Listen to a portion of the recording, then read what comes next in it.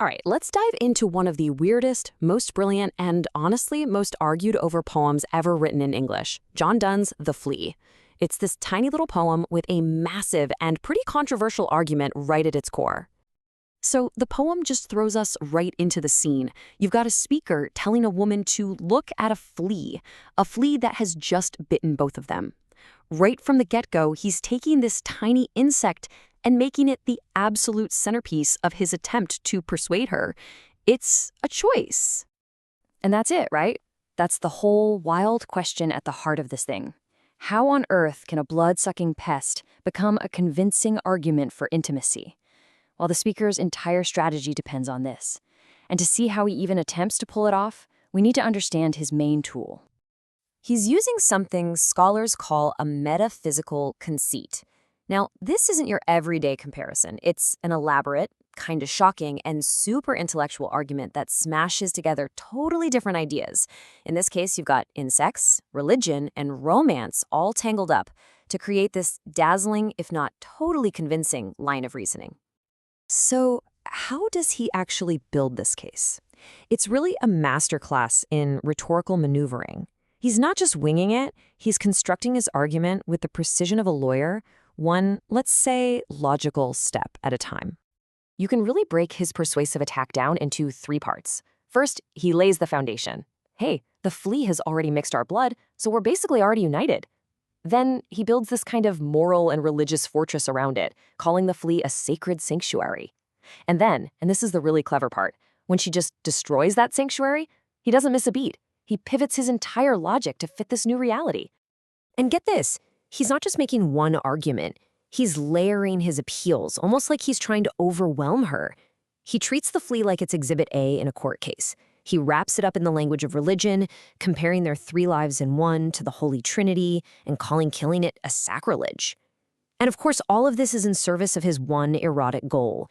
It's a breathtakingly complex and, yeah, pretty manipulative strategy. But just when it seems like the speaker has her trapped, caught in his web of sophisticated logic, the whole dynamic of the poem just flips thanks to a single, decisive, and totally silent action. Think about it. He has spent the whole poem building this entire universe of meaning, all based on fancy rhetoric, legal jargon, and theological threats. His power is all verbal. And her response? It's completely physical. She just crushes the flea. Boom. It's this incredible, wordless rebuttal that just shatters his carefully built world and shows how fragile his whole argument really was. Now, her action is so much more than just her being grossed out by a bug. Scholars have a great name for this: embodied agency. It's a physical act of refusal. She doesn't even bother to debate him on his own terms. She just rejects his entire premise with one gesture, asserting her own bodily autonomy against all his verbal pressure. Okay, so let's move to that final stanza and see how this all comes to a head. The flea is dead, his grand symbol is destroyed. So, what happens now? This is where you can really see the massive, almost comical gap between the speaker's dramatic language and what's actually happening. He's talking about sacrilege. She just squashed a bug. He calls it a marriage bed. It was a flea bite. This huge contrast is absolutely key to the poem's tension. And this brings us to the big question, the one that makes the ending so famous and so debatable. Her action was final, but he gets the last word. So who really won the argument?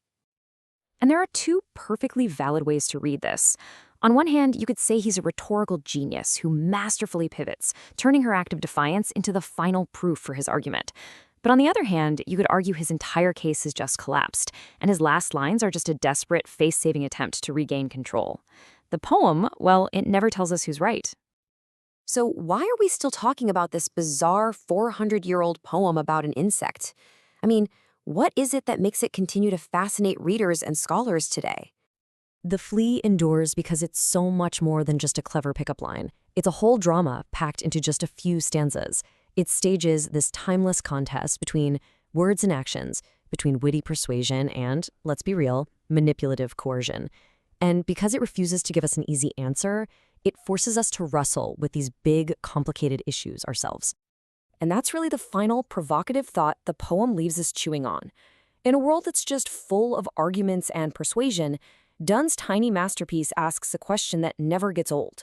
Where exactly do we draw the line between a clever argument and coercion?